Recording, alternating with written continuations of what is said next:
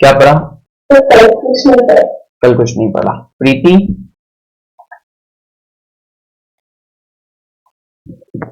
प्रीति क्या पढ़ा कल? ऋषभ?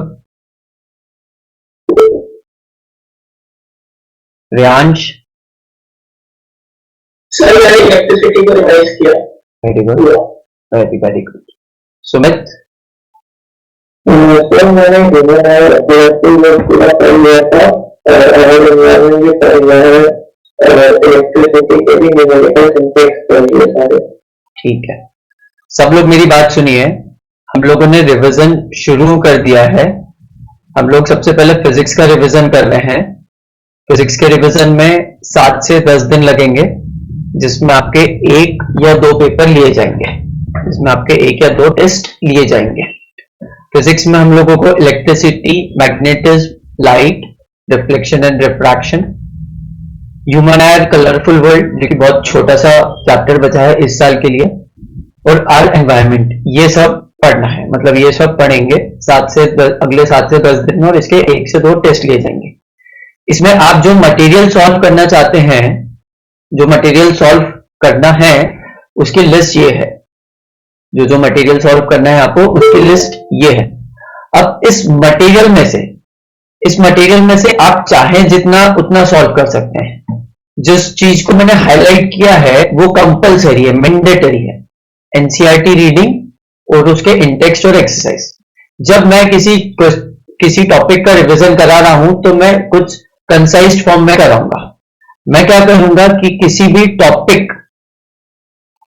टॉपिक की जो एनसीईआरटी में समरी दी है उसके एक एक पॉइंट को पढ़ के डिस्कस करूंगा। मेरी बात ध्यान से सुनिए, ये बात बहुत ध्यान से सुनिए। किसी भी एनसीईआरटी में किसी भी टॉपिक के लास्ट में जो समरी दी है, in the name of what you have learn, जो सेक्शन दिया है उस पे मैं डिस्कस करूंगा। और उसके साथ 2 मिनट रुकिएगा।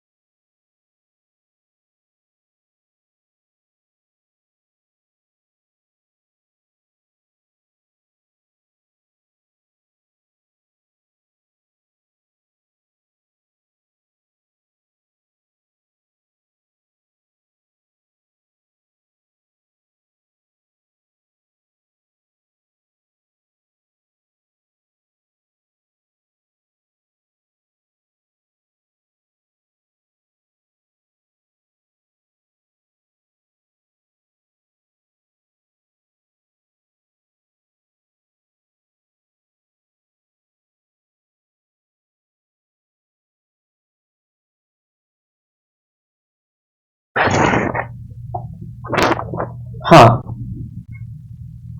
तो मैं बोल रहा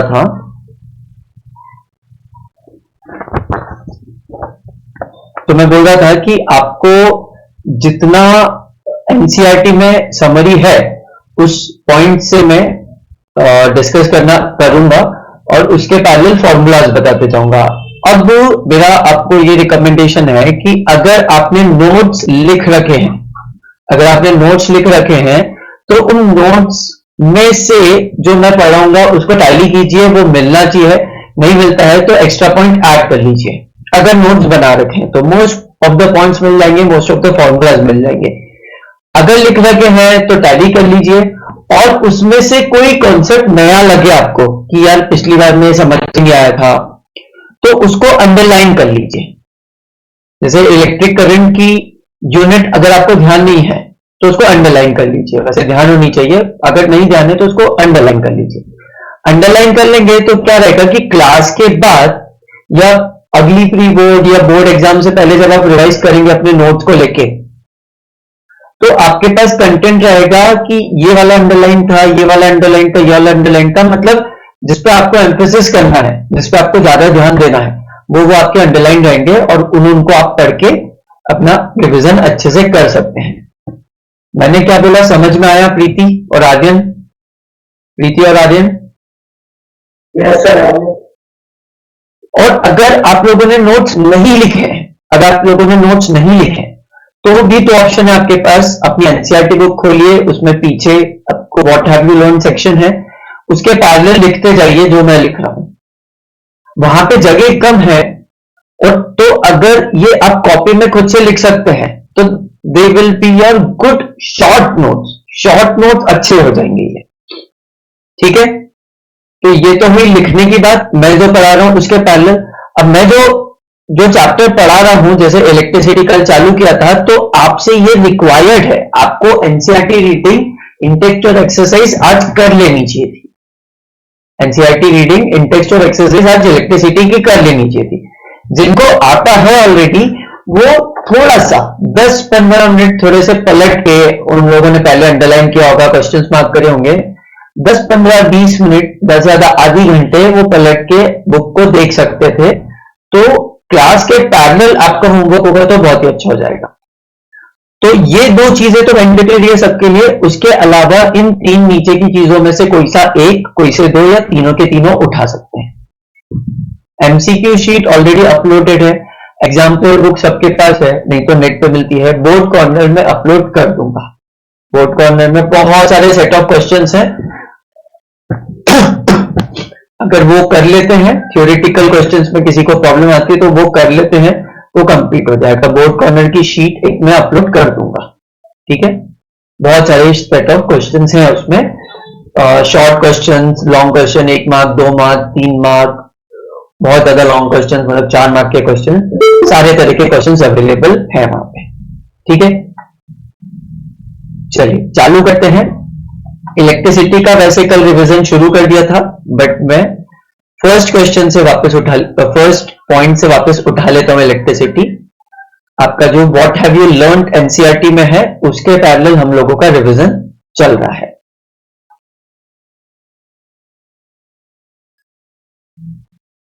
तो फर्स्ट पॉइंट है,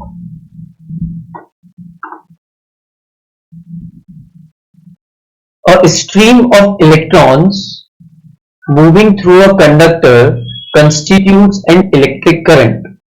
एक कंडक्टर है, उसमें इलेक्ट्रॉन्स जब मूव कर रहे हैं, एक स्ट्रीम जब मूव कर रही है इलेक्ट्रॉन्स की, तो ये जो फिनोमेना हो रहा है इसको हम लोग बोलते हैं इलेक्ट्रिक करंट। इसको हम लोग बोलते हैं इलेक्ट्रिक करंट।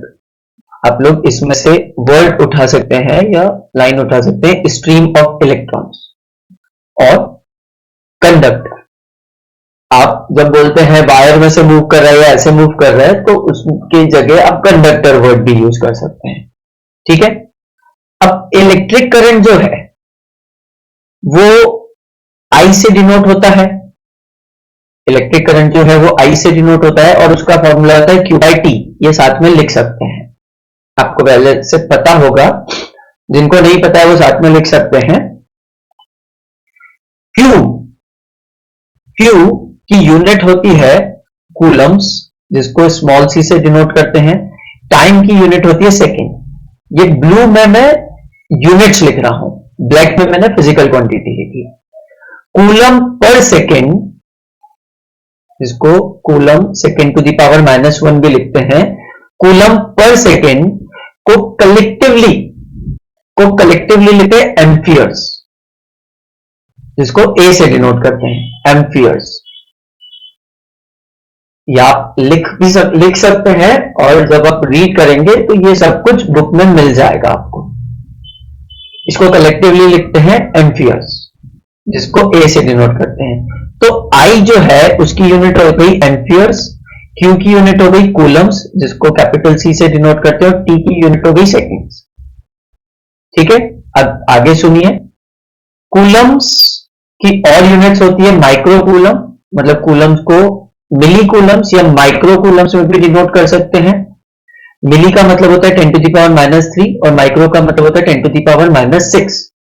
किसी क्वेश्चन में अगर आपको माइक्रो कूलम दिया है कि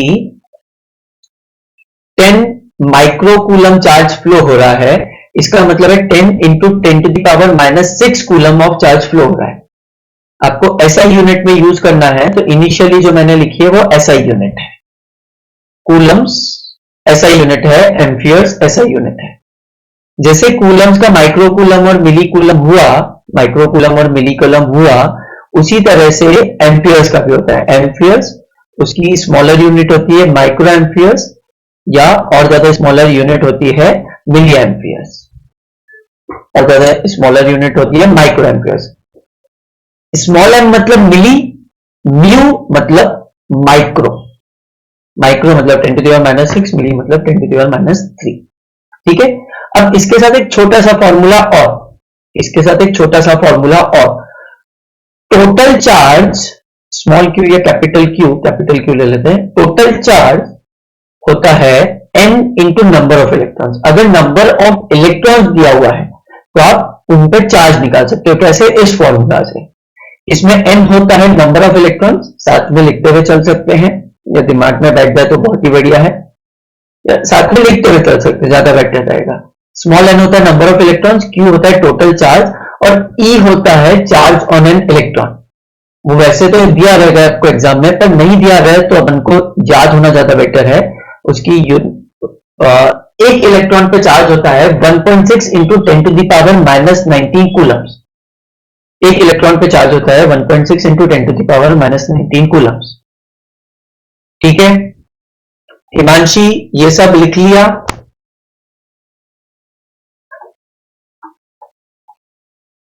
हिमांशी? हाँ सर। ठीक है, आगे चलते हैं।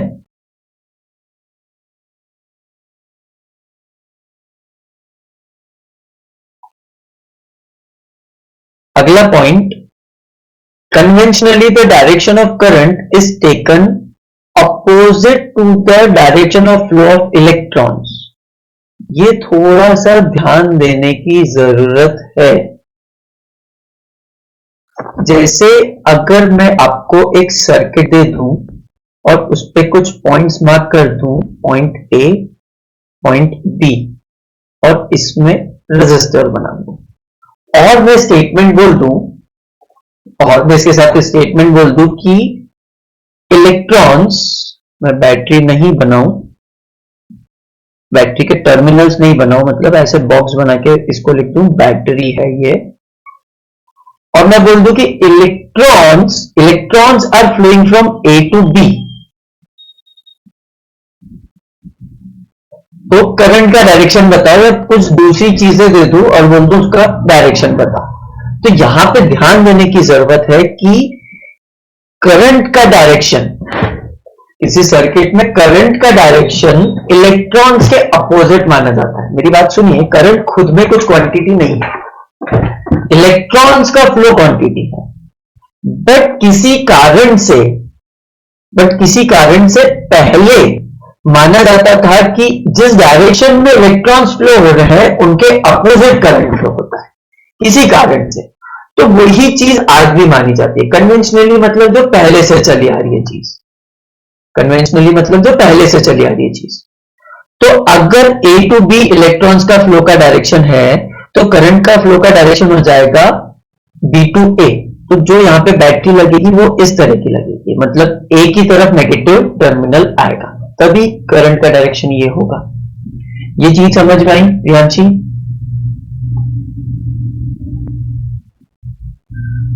ये चीज समझ में आई प्रियांशी? Yes sir. ठीक है, तो जैसे ऊपर जो मैंने कंडक्टर बनाया उसमें मैंने इलेक्ट्रॉन्स का फ्लो का डायरेक्शन बनाया है, तो करंट के फ्लो का डायरेक्शन ये हो जाएगा। ठीक है, यहां पे मैं एक एक्स्ट्रा चीज बताना चाहूंगा कि करंट, वैसे उसकी डायरेक्शन की बात करते हैं हम, बट सर्किट में डायरेक्शन की बात करते हैं, तो उसका जो डायरेक्शन होता है वो फोर्स के जैसा डायरेक्शन नहीं रहता।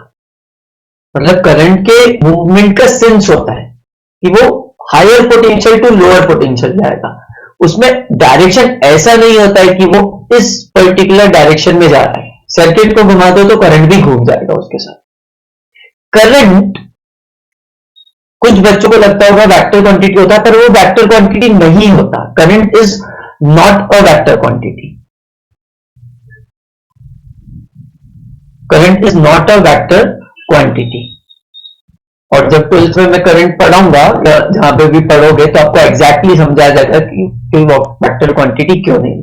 मैं थोड़ा सा बता देता हूं कि वो पॉजिटिव टू नेगेटिव बोलते हैं तो वो सेंस होता है करंट के फ्लो का। मैंने मेन क्लास में समझाया था पूरा इसको डिटेल में, अभी शॉर्ट में बता रहा हूं कि करंट का सेंस होता है फ्लो का, ये पॉजिटिव टू नेगेटिव जा रहा है। उसी तरह से एनर्जी का भी सेंस होता है, मेरी एनर्जी मेरी बॉडी से बाहर की डायरेक्शन में जा रही है, बाहर की तरफ जा रही है, बट वो सेंस है। पोलर डायरेक्शन नहीं आता कि इस तरफ, ऐसा पोलर डायरेक्शन नहीं आता करंट का। तो करंट एक स्केलर क्वांटिटी होती है। ऊपर करंट की यूनिट बताई दी थी एम्पियर्स, उसके साथ माइक्रो एम्पियर्स और मिली एम्पियर्स और माइक्रो एम्पियर्स, 10⁻³ एम्पियर्स और 10⁻⁶ एम्पियर्स। क्वेश्चंस में कभी कभी माइक्रो एम्पियर्स या मिली एम्पियर्स, माइक्रो एम्पियर्स या मिली एम्पियर्स में भी करंट को दे देते हैं, आपको उसमें ऐसा यूनिट में डालना है, एम्पियर्स में डालना है, तो कन्वर्ट करके डालना है। ठीक है, आगे चलूं।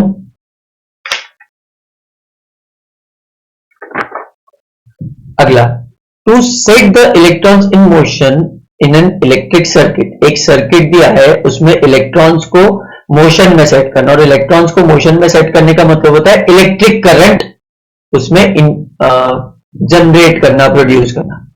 To set current in an electric circuit we use a cell or a battery. A cell or a battery. Cell और बैटरी में क्या डिफरेंस होता है? बहुत ज्यादा डिफरेंस नहीं होता। बैटरी को कभी कभी कॉम्बिनेशन ऑफ सेल बोल देते हैं, but these terms are used generally use interchangeably, तो बहुत ज्यादा डिफरेंस कुछ भी नहीं होता है, बहुत ज्यादा डिफरेंस नहीं होता। सेल्स के कॉम्बिनेशन को बैटरी बोला जाता है, पर एक सेल को भी बैटरी बोल दे तो गलत नहीं हो जाता है। और सेल क्या करता है, ये इंपॉर्टेंट चीज है।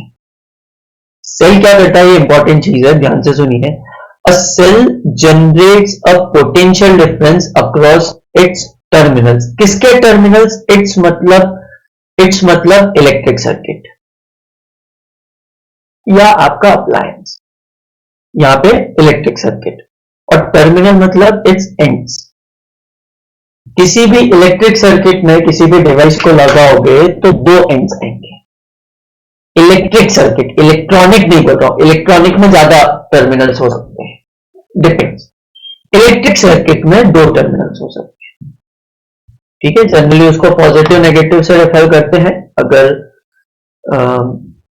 अगर हमारा जो करंट है वो डायरेक्ट करंट होता है, बैटरी वाला करंट होता है, जनरली हम लोगों ने बैटरी वाला करंट ही पूछा है, तो जनरली पॉजिटिव नेगेटिव से डिनोट करते हैं उसको।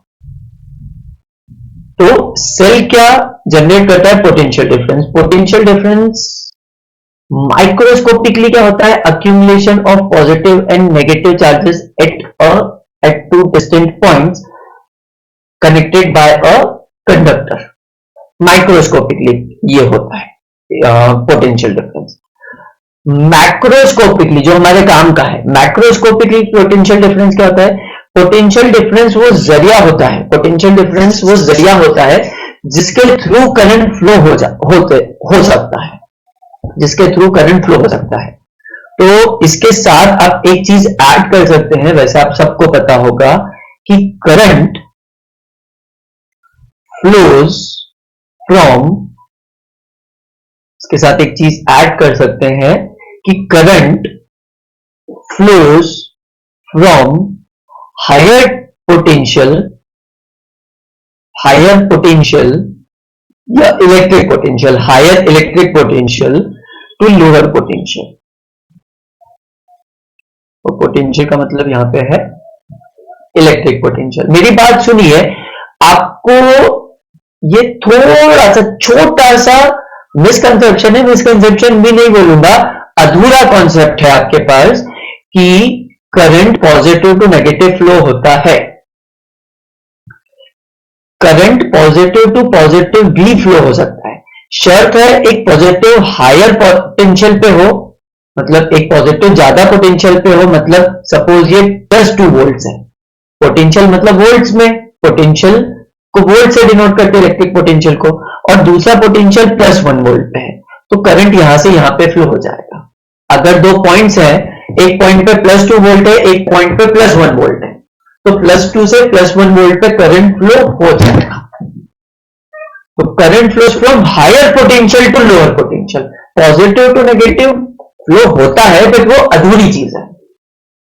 पॉजिटिव टू नेगेटिव इसलिए फ्लो होता है क्योंकि पॉजिटिव नेगेटिव के कंपैरिजन में हायर पोटेंशियल है ऑलवेज, तो उसमें तो फ्लो होगा ही। बट पॉजिटिव टू पॉजिटिव भी फ्लो हो सकता है, नेगेटिव टू नेगेटिव भी फ्लो हो सकता है। ये बात ध्यान में रखने की है कि हायर पोटेंशियल और लोअर पोटेंशियल हो। एक चीज हायर पोटेंशियल हो, एक चीज लोअर पोटेंशियल हो, वो किसी भी साइन के हो कोई फर्क नहीं पड़ता। रेफरेंशियल करंट फ्लो होता है। हायर पॉजिटिव के लिए लोअर पॉजिटिव ऑटोमेटिकली नेगेटिव जैसा काम करता है। ये पॉइंट समझ में आया? इसके साथ कुछ फॉर्मूले लिख लेते हैं, इंपॉर्टेंट फॉर्मूले हैं, ध्यान से देखिए, मैं साइड में लिख रहा हूं इसके। पोटेंशियल होता है work done per unit charge. Electric potential होता है work done per unit charge. Work done की यूनिट ब्लू में लिख देता हूं, 3 डंडी मतलब इक्विवेलेंट टू। वर्क डन की यूनिट होती है जूल्स, चार्ज की यूनिट होती है कूलम। तो जूल पर कूलम होती है पोटेंशियल की यूनिट, पोटेंशियल या पोटेंशियल डिफरेंस की यूनिट, और उसको इकट्ठे में बोल देते हैं वोल्ट। मेरी बात सुनिए, पोटेंशियल डिफरेंस को भी V से डिनोट करते हैं और उसकी यूनिट को भी V से डिनोट करते हैं। यहां ये थोड़ा सा कंफ्यूजन आ जाता है। जैसे करंट को I से डिनोट करते हैं और उसकी यूनिट को A से डिनोट करते हैं, एम्पियर्स। यहां पे मैं फिजिकल क्वांटिटी लिख रहा हूं और यहां पे मैं उसकी यूनिट लिख रहा हूं, करंट और एम्पियर्स। चार्ज, क्यू चार्ज मतलब फिजिकल क्वांटिटी जो चार्ज है उसको Q से डिनोट करते हैं और उसकी यूनिट कूलम होती है जिसको C से डिनोट करते हैं। पर पोटेंशियल डिफरेंस में दोनों सेम आ जाते हैं, तो आप डिस्टिंग्विश करने के लिए इसको VOLT लिख सकते हैं, बट दोनों सेम आ जाते हैं। पोटेंशियल डिफरेंस फिजिकल क्वांटिटी को भी V से डिनोट करते हैं, उसकी यूनिट को भी V से डिनोट करते हैं। ठीक है, हल्का सा इसमें कंफ्यूजन हो जाता है। चलिए, तो इतना लिखा होगा आपने। मैं वोल्टेज के बारे में थोड़ा सा बता देता हूं। आपका मोबाइल 5 से 12 वोल्ट पे काम करता है, जनरली 5 वोल्ट पे काम करता है, 5 से 12 वोल्ट तक काम करता है। ठीक है, जनरली घर पे 220 वोल्ट इलेक्ट्रिक सप्लाई आती है, ±10 वोल्ट मान लीजिए। वोल्ट, वॉट नहीं बोल रहा हूं, आप लोगों ने जो जनरली सुना हुआ है वो वॉटेज है। 1 मिनट रुकेगा, 1 मिनट में।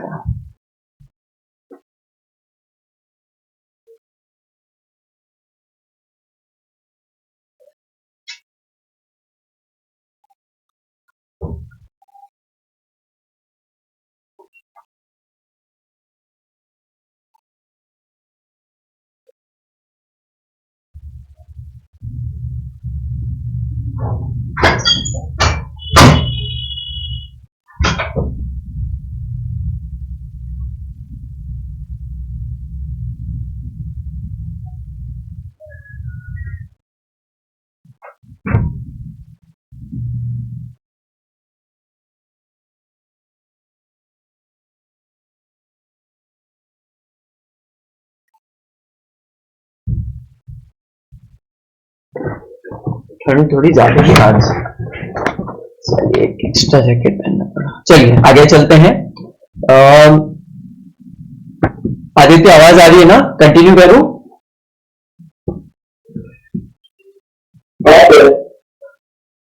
तो ये, हाँ आपकी आवाज भी आ रही है। तो ये वोल्टेज क्या हुआ?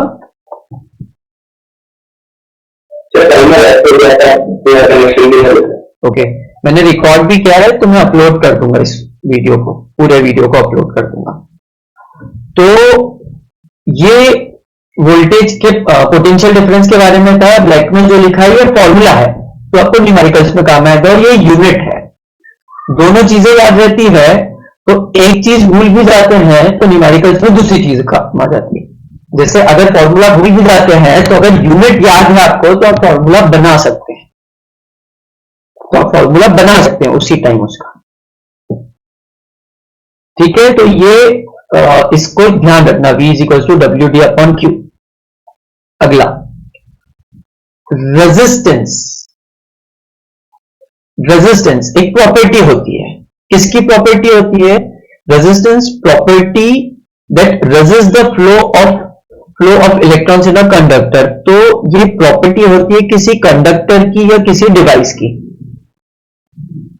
तो आप यहां पे एक्स्ट्रा में लिख सकते हैं, आप यहां पे एक्स्ट्रा में लिख सकते हैं कि resistance will be fixed for a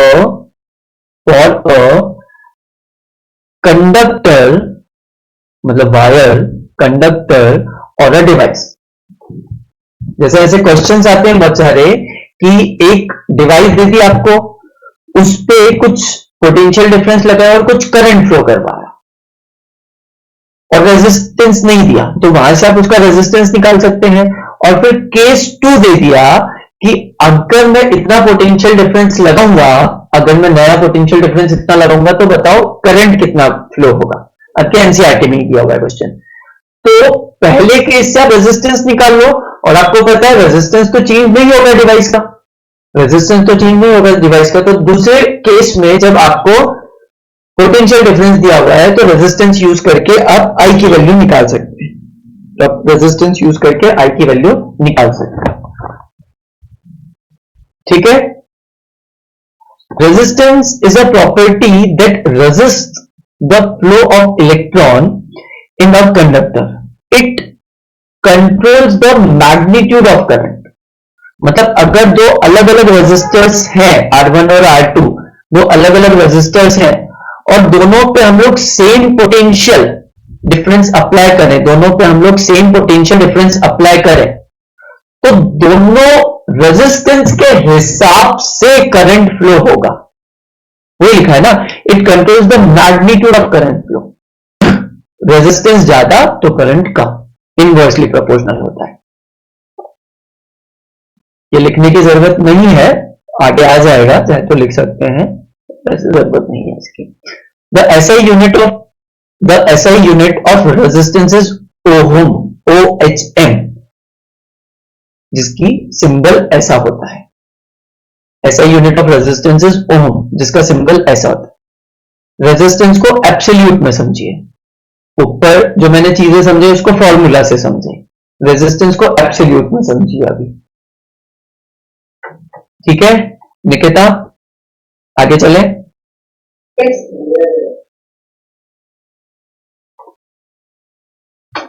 Ohm's law. मैं चाहूंगा कि सब लोग ये पढ़ लें स्टेटमेंट ओम्स लॉ का और लिख भी लें जल्दी से।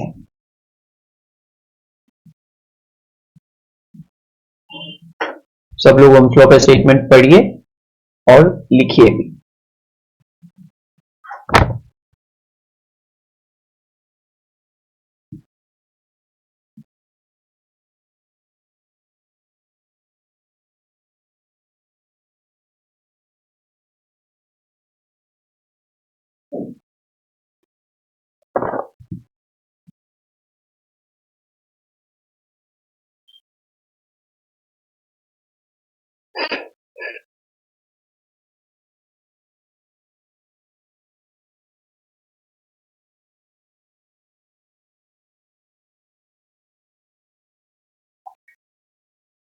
प्रीति लिख लिया?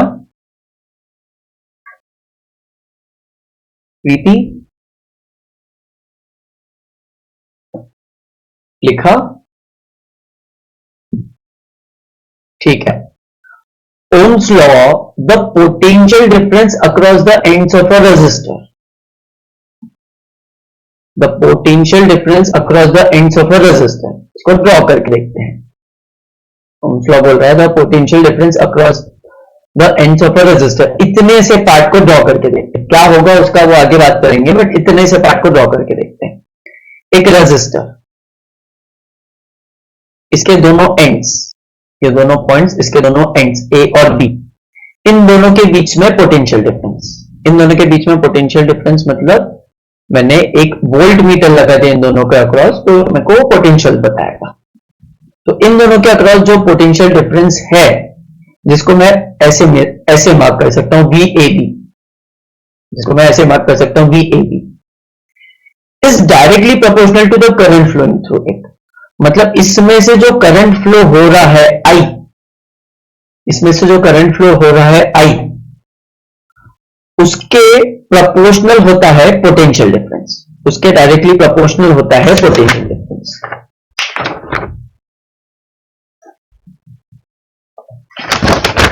तो V is proportional to I। मतलब अगर किसी रजिस्टर, सुनेगा, किसी रजिस्टर के थ्रू हमको करंट बढ़ता हुआ दिख रहा है, किसी रजिस्टर के थ्रू हमको करंट बढ़ता हुआ दिख रहा है, तो इसका एक मतलब तो यह हो सकता है कि उसके अक्रॉस, उसके दोनों टर्मिनल्स के अक्रॉस, उसके दोनों एंड्स के अक्रॉस जो पोटेंशियल डिफरेंस अप्लाई करा दिया है वो बढ़ रहा है। वापस बोलता हूं, अगर हमको किसी कंडक्टर के थ्रू, किसी रजिस्टर के थ्रू करंट बढ़ता हुआ पता चलता है, करंट बढ़ता हुआ कैसे पता चलेगा? आप एक डिवाइस लगा दोगे इसमें एमीटर, तो उस पर रीडिंग आ जाएगी। अगर हमको किसी रजिस्टर के थ्रू करंट बढ़ता हुआ दिखता है, तो इसका मतलब हम ये निकाल सकते हैं एक तो कि उसके अबाउट, उनके दोनों टर्मिनल्स के अबाउट पोटेंशियल बढ़ रहा है, provided its temperature remains same. तो एक मतलब जो मैं बोला था ना कि वो ये था कि अगर टेम्परेचर सेम नहीं है तो दूसरे मतलब भी आ सकते हैं, और वो आपको कोर्स में नहीं है, क्योंकि जैसे टेम्परेचर बढ़ते जाता है तो रजिस्टर, जो प्योर रजिस्टर्स रहते हैं, प्योर कंडक्टर्स रहते हैं, उनका रेजिस्टेंस बढ़ते जाता है, जो कंडक्टर्स रहते हैं उनका रेजिस्टेंस बढ़ते जाता है, बट वो आपको कोर्स में नहीं है। टेम्परेचर कांस्टेंट ही कोर्स में है, टेम्परेचर कांस्टेंट ही कोर्स में है। तो मैं चाहूंगा ओम्स लॉ एक और बार पढ़ लीजिए।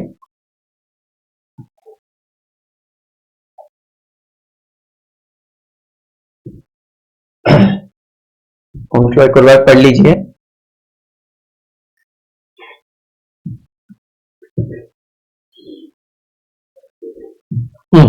तो इसमें ये कंफ्यूजन होता है जनरली कि V directly proportional to I लिखें या I directly proportional to V लिखें। क्या डिफरेंस है सर? थोड़ा सा डिफरेंस, डिपेंडेंट और इंडिपेंडेंट क्वांटिटी का डिफरेंस है। ओम ने करंट के बेसिस पे वोल्टेज को बताया है, वोल्टेज के बेसिस पे करंट को नहीं बताया है। जनरली टीचर जब समझाते हैं तब वोल्टेज के बेसिस को पे करंट को बताता है कि सर्किट है, उसमें पोटेंशियल डिफरेंस अप्लाई करेंगे तो करंट फ्लो होने लगेगा। दोनों तरीके हैं बताने के, बट क्योंकि ओम ने इस तरीके से बताया है, मतलब आई को इंडिपेंडेंट लिया है कि कितना करंट फ्लो हो रहा है उस हिसाब से पोटेंशियल बताया, उसका कितना करंट फ्लो हो रहा है उस हिसाब से पोटेंशियल बताया। और जो उसने ग्राफ भी प्लॉट किया था तो एक्स एक्सिस पे करंट को प्लॉट किया था और वाई एक्सिस पे वी को प्लॉट किया था। इसको इंटरचेंज भी कर सकते हैं, पर कन्वेंशन ये है, कन्वेंशन ये है, मतलब ओम ने ऐसा करा। तो आई को उसने इंडिपेंडेंट क्वांटिटी लिया और उसके हिसाब से भी डिफाइन करा। ठीक है, उसका उल्टा भी कर सकते हैं करने के लिए, बट डेरिवेशन में आपको ऐसे ही करना पड़ेगा। अगर ओम्स लॉ पूछेंगे तो ओम ने जो लिया है वही करना पड़ेगा। तो ओम ने बोला था कि इस स्टेटमेंट और ऊपर वाले स्टेटमेंट को रिलेट करते हुए बोला था कि इसके बाद कांस्टेंट ऑफ प्रोपोर्शनलिटी आएगा जो कि ये रहेगा। तो ये एक फॉर्मूला बन जाता है आपका इंपॉर्टेंट, ये एक फॉर्मूला बन जाता है आपका इंपॉर्टेंट। और इसको शिफ्ट करके ऐसे लिखा जा सकता है, और उसमें हम लोग थोड़ी सी यूनिट्स के साथ खेल सकते हैं। यूनिट्स के साथ मैं रेड पेन से खेल लेता हूं। V हो जाता है वोल्ट, I हो जाता है एम्पियर, तो रेजिस्टेंस की यूनिट हो जाती है वोल्ट पर एम्पियर, जिसको कलेक्टिवली हम बोल देते हैं ओम्स। बट रेजिस्टेंस इंडिविजुअली भी स्टैंड करता है, जैसे पिछले स्टेटमेंट में स्टैंड कर रहा था। रेजिस्टेंस इंडिविजुअल भी स्टैंड करता है जैसे पिछले स्टेटमेंट में स्टैंड कर रहा था। बट ओम और ओम की यूनिट वोल्ट पर एम्पियर के इक्विवेलेंट है।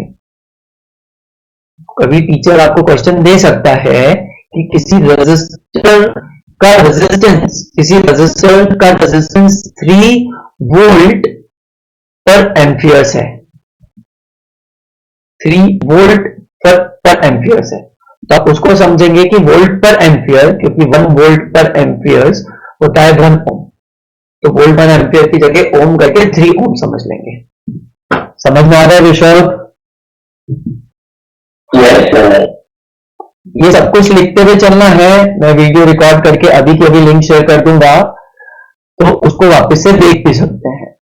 कुछ क्वेश्चन मिस हुआ तो आप समझ सकते, कुछ आपका क्वेश्चन उसमें से जनरेट हो तो कल पूछ सकते हैं। तो ये रिवीजन की रिकॉर्डेड वीडियो को प्लीज वापस से देखिएगा। Sir, how to explain Ohm's law through circuit diagram. Book में सर्किट डायग्राम के थ्रू समझाया गया है कि अलग अलग बी पे अलग अलग आई आया, अलग अलग बी पे अलग अलग आई आया। पर उसमें ऐसा कंफ्यूज मत हो जाना कि उसने वी के थ्रू आई को निकाला, नहीं, उसने बैटरी चेंज करके गया, करंट देखा और रेजिस्टर के थ्रू, मतलब करंट देखा, वोल्टेज देखा और उसके थ्रू रेजिस्टेंस कैलकुलेट किया। बट मैथमेटिकली जब वो आया तो उसने आई के रेस्पेक्ट में ही वी को समझाया। सुमित, अगर आप बुक पलटेंगे तो आपकी जो एक्टिविटी 12.1 है, सुमित, जब आप बुक पलटेंगे तो आपकी जो एक्टिविटी 12.1 है उसमें समझाया गया है। तो क्लियर हो जाएगा आपको?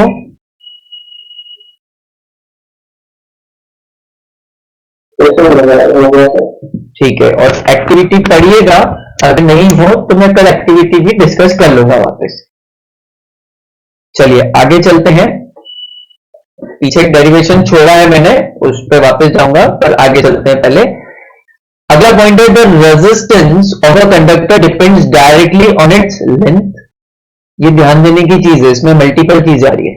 Length inversely proportional to area of cross section and also on the material of the conductor. ये बहुत ध्यान देने की चीज है, ये बहुत ध्यान देने की चीज है।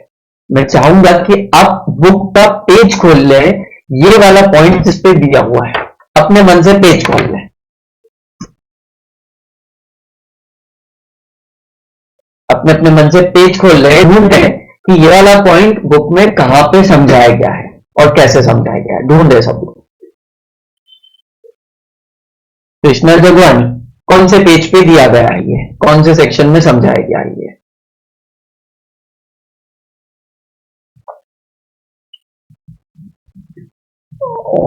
औसफ, औसफ, प्रियांशी वर्मा, ये जो पॉइंट है ये किस पेज पे समझाया गया है?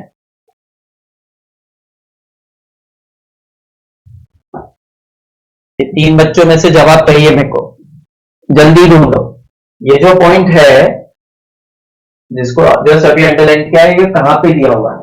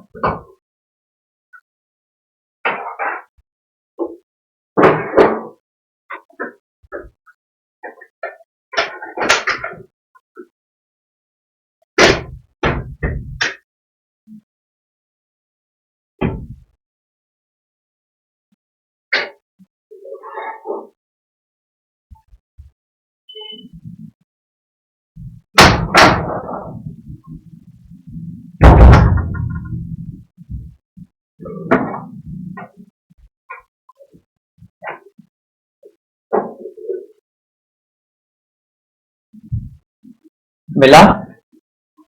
प्रियांशी, छोटी सी तो एनसीईआरटी है। कृष्णा जगवानी,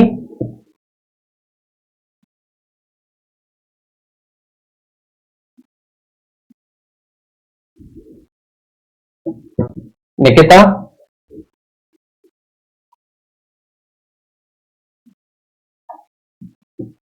निकिता, ये कहां पे मिलेगा पॉइंट? ये पॉइंट किस सेक्शन में मिलेगा?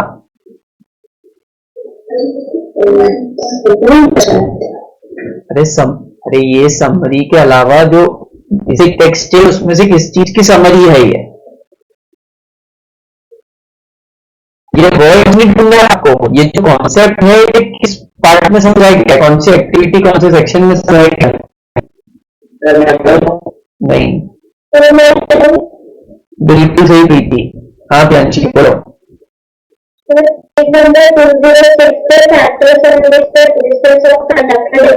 बिल्कुल सही, ये सेक्शन 12.5, सेक्शन 12.5 का नाम सुनिए, बोलिए प्रियांशी।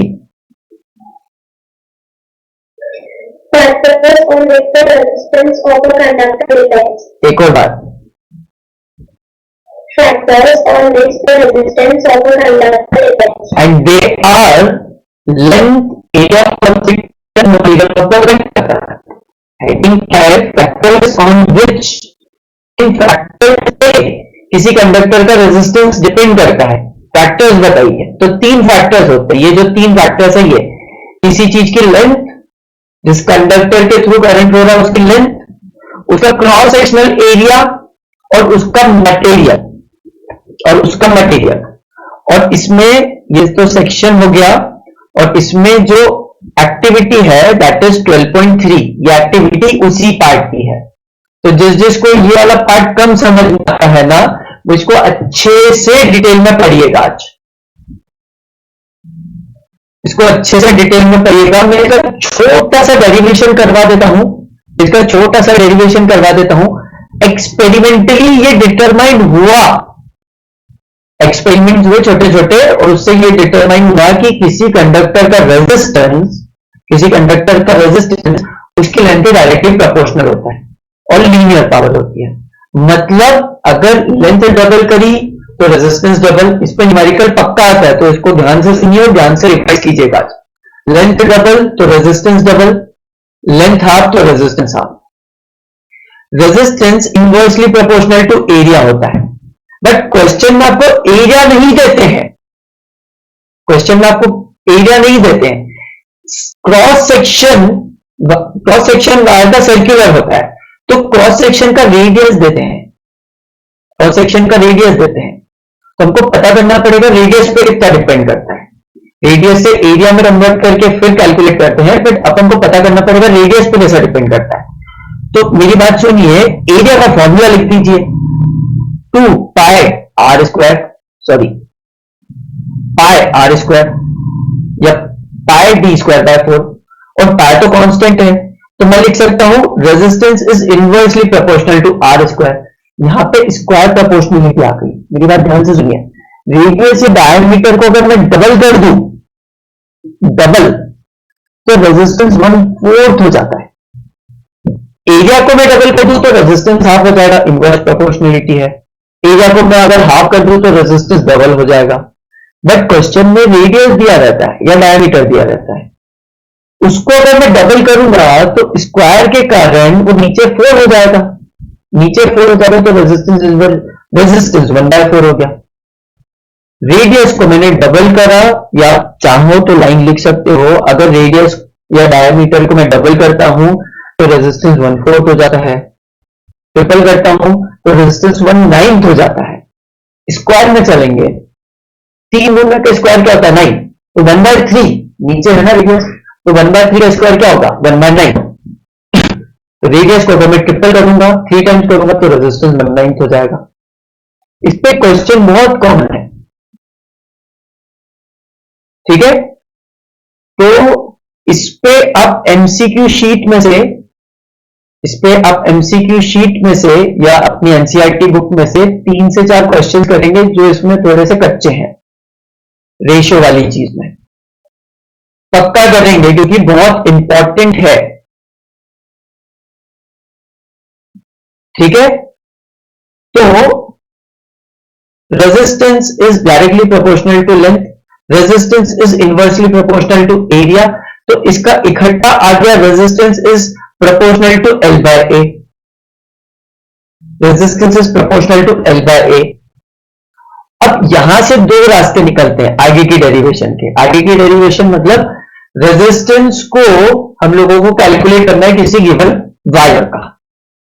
तो आगे के दो रास्ते निकलते हैं। यहां पे बोला जाता है कांस्टेंट ऑफ प्रोपोर्शनलिटी आ जाता है रो।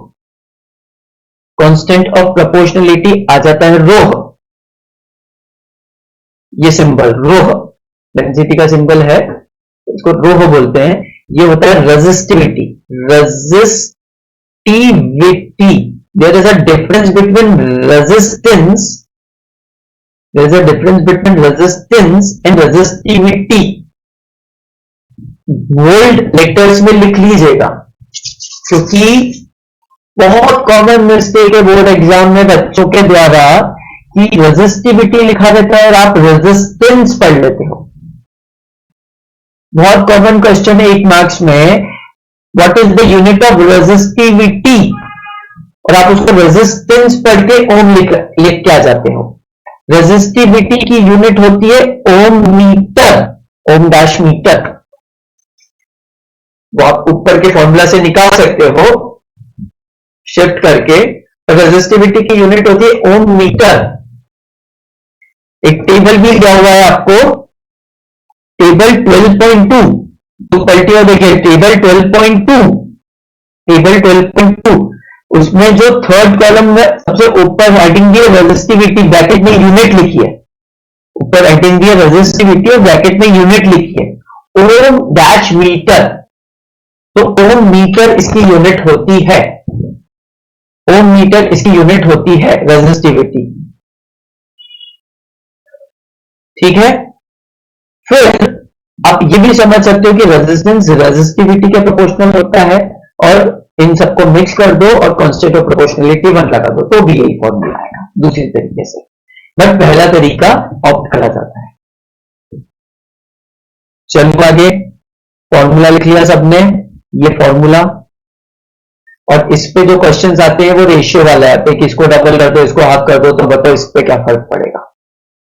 तो इस पे आप साइड में नोट डाल सकते हैं, 3 से 4 क्वेश्चन आप एमसीक्यू शीट से कर सकते हैं या अपनी एनसीईआरटी बुक से कर सकते हैं। और अगर क्वेश्चन के सेट कम पढ़े तो मुझसे प्रदीप के न्यूमेरिकल्स मांग लें। जैसे लाइट के प्रदीप के न्यूमेरिकल की शीट है, वैसे मैं इलेक्ट्रिसिटी की पोस्ट कर दूंगा। चलिए आगे चलते हैं। अगला पॉइंट है the equivalent resistance of several resistors. इसके पहले मैं थोड़ा सा ऊपर जाके वापस आना चाहूंगा। यहां पे एक पॉइंट पड़ा था जिसके थ्रू हम लोगों ने पोटेंशियल डिफरेंस पढ़ा था। यहां पे एक पॉइंट पड़ा था जिसके थ्रू हम लोगों ने पोटेंशियल डिफरेंस की यूनिट पढ़ी थी। पोटेंशियल डिफरेंस के बारे में पढ़ा था कि पोटेंशियल डिफरेंस क्यू चार्ज। यहां पे ये ध्यान रखने की जरूरत है कि ये जो WD होता है ये एनर्जी होता है। ये एनर्जी कौन प्रोवाइड करता है, ये आप मान सकते हैं एनर्जी प्रोवाइड करता है। ये एनर्जी कौन सी एनर्जी होती है, ये एनर्जी होती है इलेक्ट्रॉन्स में जो मूवमेंट आ गई, और this is only the kinetic energy, sorry this is only the electric energy. यही इलेक्ट्रिक एनर्जी है जिसको वर्क डन लिखा है, और ये इलेक्ट्रॉन्स की काइनेटिक एनर्जी होती है, उसके मूवमेंट की एनर्जी होती है, इसकी ड्रिफ्ट वेलोसिटी के साथ मूव कर रहा है वो एनर्जी होती है। ठीक है, अगला point, the equivalent resistance of several resistors, मतलब कॉम्बिनेशन ऑफ रेजिस्टर्स पे आ गया। The equivalent resistance of several resistors in series. दो तरह के रेजिस्टेंसेस होते हैं, सीरीज और पैरेलल। दो तरह के कॉम्बिनेशंस होते हैं, सीरीज और पैरेलल। तो सीरीज में इक्विवेलेंट रेजिस्टेंस या net resistance is the sum of individual resistance. अगर कुछ रेजिस्टर्स को मैं कनेक्ट कर दूं सीरीज में, बुक में फिगर देख सकते हैं, बुक में फिगर देख सकते हैं, पेज नंबर 210, पेज नंबर 210 पे फिगर 12.6। अगर मैं सीरीज में कनेक्ट कर दूं एक के बाद एक के बाद एक, तो नेट रेजिस्टेंस होता है सबका सम। जो 2 लगाए हो तो R1 प्लस R2, 3 लगाए हो तो R1 plus R2 plus R3, 10 लगाए हो तो R1 plus R2 plus R3 up till R10, और n लगाए हो तो R1 plus R2 plus R3 up till Rn। इन सबका नॉर्मल सम नेट रेजिस्टेंस होता है। इसमें आप ऐड कर सकते हैं कि इन सीरीज कनेक्शन, लिखिए साथ में, in series connection current, in series connection current through all resistors is same and potential difference varies full stop। potential net या total potential difference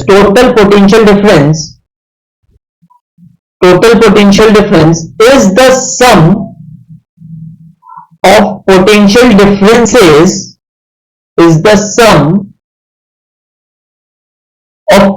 differences through individual resistors। ये किस चीज के लिए लिखवा रहा हूं सुमित मैं?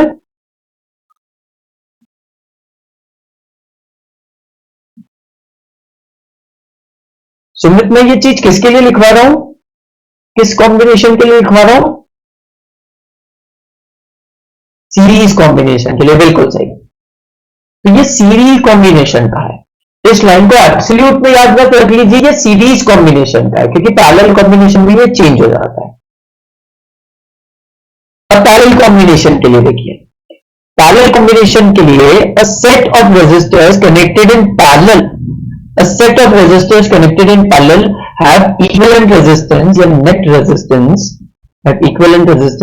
resistance given by 1 by R net या 1 by RP, जैसे बुक में लिखा है, या 1 by R net is equals to 1 by R1 plus 1 by R2। 2 है तो ऐसा, 3 है तो तीसरा भी ऐड कर दीजिए, और जितने भी हो उतने रेसिप्रोकल करके ऐड करते जाइए। तो जो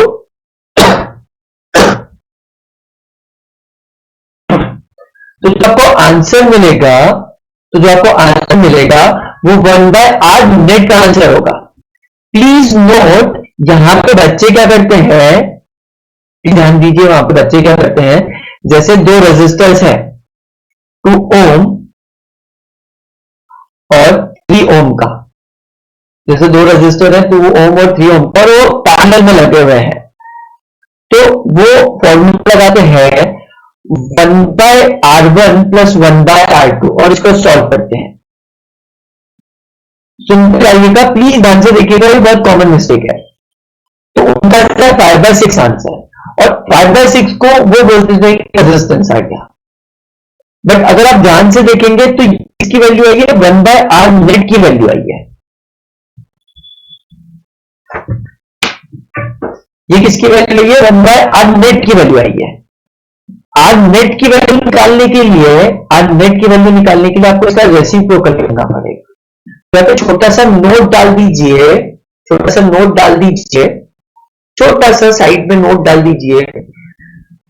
we have to remember to reciprocal the result। And you understand why कि ये 1 by R net का फॉर्मूला है।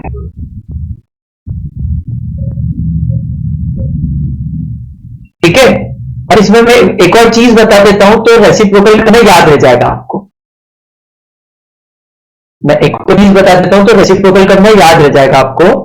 1 by R net, अगर मैं 2 रेजिस्टर्स के लिए निकालता हूं,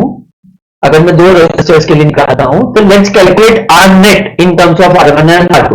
सो 1 by R net, अच्छा सुनिए कि कुछ बच्चों को लगता है कि रेसिप्रोकल कर दो दोनों साइड, तो दोनों साइड रेसिप्रोकल करोगे तो ऐसा नहीं आ पाएगा, मतलब अलजेब्रा गलत लगा दो आप। वो कैसा आएगा? वो ऐसा आएगा 1 by R1 1 by R1 plus 1 by R2 ऐसा। ठीक है, तो इसको आर नेट का फॉर्मूला लगाने के लिए आपको रेसिप्रोकल करना पड़ेगा, तो पहले एलसीएम ले लो R1 प्लस R2, तो यहां पे हो गया R2, यहां पे हो गया R1, 1 बाय आर नेट। तो 1 बाय आर नेट कितना हो गया, सॉरी आर नेट कितना हो गया, अब रेसिप्रोकल कर दो दोनों साइड, क्योंकि दो साइड एक एक ही फ्रैक्शन है, तो R1 प्लस R2 अपॉन नीचे R1 इंटू R2 रहेगा, तो R1 into R2 upon R1 plus R2, R1 R2 upon R1 plus R2, देख लीजिए मैथमेटिक्स,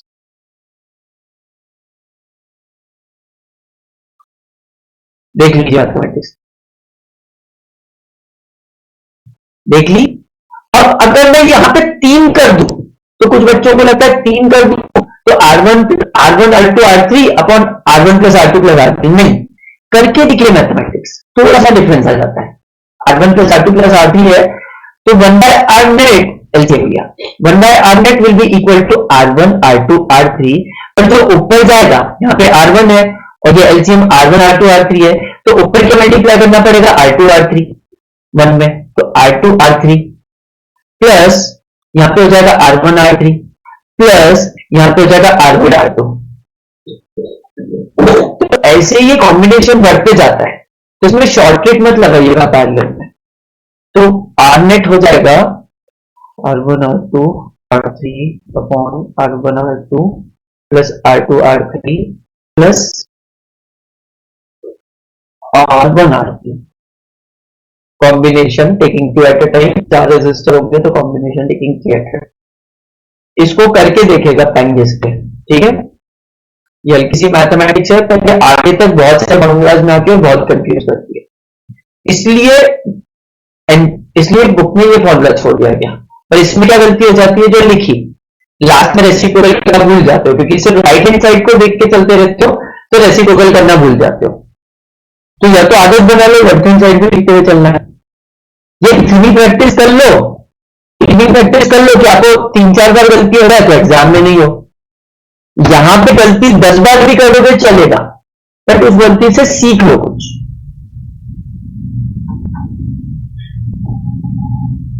ठीक है। ये 3 पॉइंट्स मैं अगली क्लास में डिस्कस कराता हूं, ये 3 पॉइंट्स मैं अगली क्लास में डिस्कस कराता हूं। होमवर्क में आप समझ ही गए होंगे, आपको क्या करना है, अपने नोट्स के थ्रू एनसीईआरटी लीव नहीं करेगा कोई, एनसीईआरटी रीड कीजिए, इन टेक्स्ट और एक्सरसाइज सॉल्व कीजिए। इन टेक्स्ट और एक्सरसाइज सॉल्व करने से पहले सैंपल पेपर्स पे नहीं कूदना है, सैंपल पेपर्स पे नहीं जाना है, पूरा कंफ्यूज होता होगा, मेरे को भी परेशान करोगे, खुद भी परेशान होंगे, तो पहले ये कीजिए और फिर मुझसे डाउट्स पूछिए इसमें। ये जिनका हो चुका है उनके लिए, ये जिनका हो चुका है उनके लिए बता रखा है, ये बचे हुए 3 में से कुछ कर सकते हैं, और ये जिनका हो चुका है और बचे हुए 3 में से एक आध चीज जिनकी हो चुकी है वो सैंपल पेपर्स पे जा सकते हैं। वैसे सैंपल पेपर्स पे जाने के लिए अच्छा टाइम होता है एग्जाम से 1 महीना पहले। अभी प्रैक्टिस करेंगे सैंपल पेपर की तो लास्ट में क्या करेंगे, तो 1 महीना पहले सफिशिएंट है, 5-7 सैंपल पेपर सफिशिएंट होते हैं सॉल्व करना, बाकी आप ऑलरेडी देख सकते हो, फिर जितने भी सैंपल पेपर देखो कम है, ऑलरेडी देख सकते हो, 5-7 सैंपल पेपर देखना सफिशिएंट होता है, ठीक है। Thank you so much.